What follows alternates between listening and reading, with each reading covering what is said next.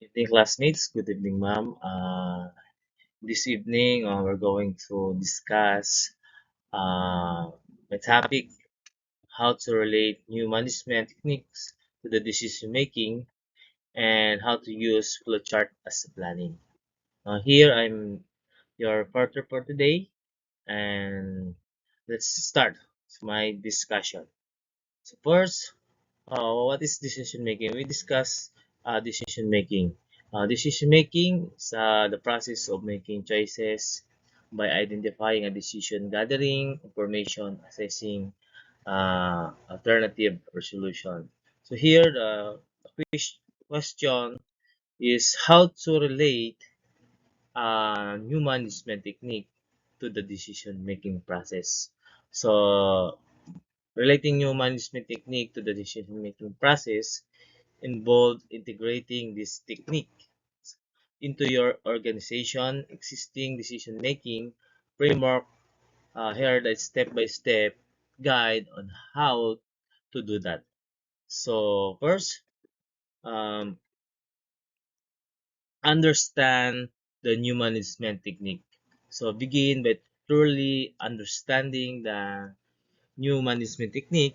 This could include agile methodologies, lean management, decision thinking, or any other innovative approaches that enhance decision making. And analyze current decision making process, uh, assess your organization existing decision making process. No? Understand the strength, weaknesses, the bottlenecks, and areas for improvement. This analysis will help you identify where and how new management technique can be integrated.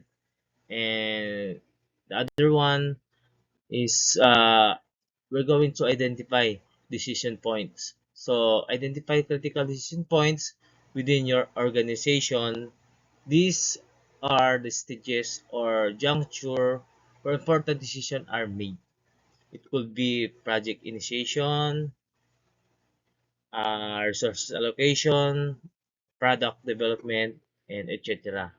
And the other one to relate our technique is align technique with decision point. So this map the new management technique to the identify decision points, determine how this technique can enhance decision making efficiency, speed, accuracy, and adaptability at each stage.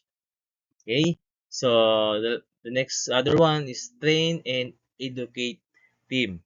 So provide training. This is the other technique. Provide training and education to the relevant teams about the new management techniques. Ensure that employees understand how this technique align with decision-making process and how they can apply them effectively. Okay, this is how we train and educate our teams. And pilot implementation. So begin with a small scale pilot implementation of the new techniques, at the selected decision points. Gather feedback and data to measure impact on decision making, efficiency, and outcomes. Okay, so the other one, iterate and refine. So based on the feedback and result from the pilot, make necessary adjustment and refinements to the integration of new management techniques into the decision-making process. So iterate this process until optimal results are achieved. And the next one is establish clear guidelines. This is the one important. So clear guidelines. So develop clear guidelines and protocols for utilizing new management techniques at different decision points. Ensure the teams understand when and how to apply these techniques effectively. So dapat clear guidelines ang techniques na ating gagawin. And of course, we monitor and evaluate. Continuous monitor the implementation of new techniques and evaluate their impact on decision making, uh, collect data, analyze performance, no, and gather feedback from teams to make data-driven decision for further improvements. And the last one, encourage a culture of continuous improvement. Foster a culture that encourages continuous improvement in the decision-making process. Empower employees to suggest enhancement and innovations to integrate new techniques and refine existing processes. And communicate success and learning. No? Communicate the success and benefits achieved through integrating new management techniques into decision-making process. Share this learning across the organization to encourage broader adoption and understanding. So, adapt and stay current. So, is stay adapted on involving uh, management technique and technologies continuous adapt and refine the integration of these techniques into your decision making process to stay competitive and efficient. So stay current, no? Na dapat we stay updated on involving management technique. And of course, regular training and development. This is one of the important. So continue to invest in training and development to keep your team updated on the latest developments in the chosen management technique. So we need to have regular training to develop our team, especially if we have new techniques na ginagamit. First, to course measure results. So use key performance indicator KPIs to measure the impact of the new technique on decision making, such as improve efficiency, better outcomes, or reduce risk. So we measure the performance of to improve efficiency. No? So measure results and of course document and share best practices.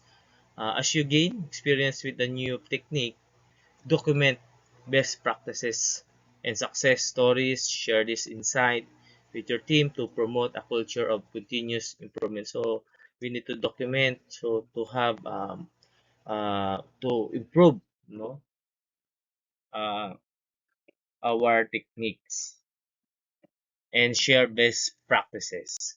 And of course, train and educate your team. We already discussed this.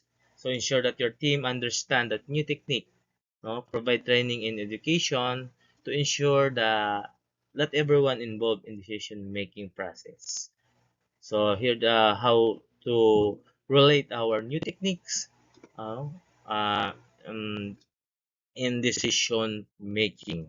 So here, so we discuss uh, the techniques, and now we discuss the process flowchart. So in this process flowchart, this is we use in to success your plan. So that's why flowchart is a visual representation of sequence of steps. Flowcharts are also known as a process mapping or sometimes a flow diagram. So we use these flowcharts for our planning. So flowcharts was originally introduced by Frank Gilbert in 1921. So and flowcharts are easy to understand and make the complex process looks. And flowcharts are still used for describing computer algorithm. And here, flowcharts is using a flowcharts for planning is an effective way to visualize, represent a process. So, it's a effective way to visualize, represent a process. So, na sequence of action or decision-making step, it helps in understanding the workflow. Okay, so here's that's why we in planning this flow chart we're going to use to have to visualize our plan to have a effective. Okay, so here are the step. So in flowchart, so define the objective in scope. So clearly define the objective of the plan in scope of the process you want to represent. Understand the key goals and outcomes you want to achieve, and identify process step. So break down the process of or plan into individual step or activities. List them in sequential order starting from the initial step and progressing to the your outcomes. So understand dependencies and relationship. In the flow charts, you're going to identify the dependencies and relationship between the step. Determine these steps are contingent on the completion of others, how they interact. Next is select flowchart symbols and notation. So choose appropriate flowchart symbols and notation to represent different elements such as process decision points, inputs, outputs, connectors, start and points. Common symbols include ovals and rectangles. Yan, yung ating symbols na ginagamit sa flowcharts. So, create flowchart structure. So, you're going to use the selected symbols to create structures of the flowcharts. Connect the symbols in the correct sequence to represent the logical flow of the plan. So define decision point and condition. If your plan involves decision making, use the diamond shaped symbols to represent decision points. Clearly define the condition or criteria for the making each decision. So label its step in decision point.